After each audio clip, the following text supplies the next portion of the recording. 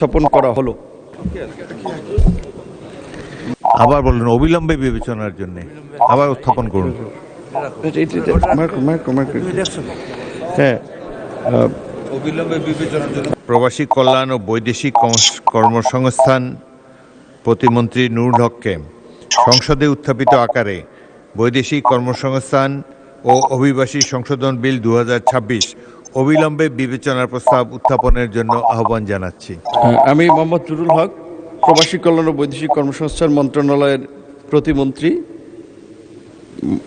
বৈদেশিক কর্মসংস্থান ও অভিবাসী আইন 2013 অধিকতর সংশোধনকল্পে আনিত বিলটি মহান জাতীয় বৈদেশিক কর্মসংস্থান ও অভিবাসী সংশোধন বিল 2026 অবিলম্বে উত্থাপিত আকারে অবিলম্বে বিবেচনা করা হোক।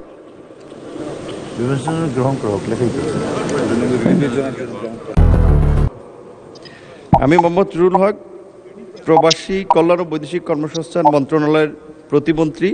বৈদেশিক কর্মসংস্থান ও অভিবাসী আইন 2013 অধিকতর সংশোধনকল্পে আনিত বিলটি বৈদেশিক কর্মসংস্থান ও অভিবাসী আইন সংশোধন বিল 2026 উত্থাপিত আকারে বিবেচনা করা হোক। আবার বলুন, অবিলম্বে বিবেচনার জন্য আবার উত্থাপন করুন। হ্যাঁ,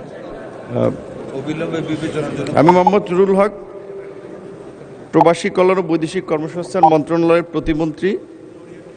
বৈদেশিক কর্মসংস্থান ও অভিবাসী আইন 2013 অধিকতর সংশোধনকল্পে আনিত বিলটি বৈদেশিক কর্মসংস্থান ও অভিবাসী সংশোধন বিল 2026 অবিলম্বে উত্থাপিত আকারে বিবেচনা করা হোক।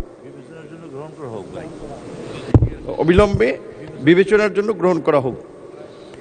ধন্যবাদ মাননীয়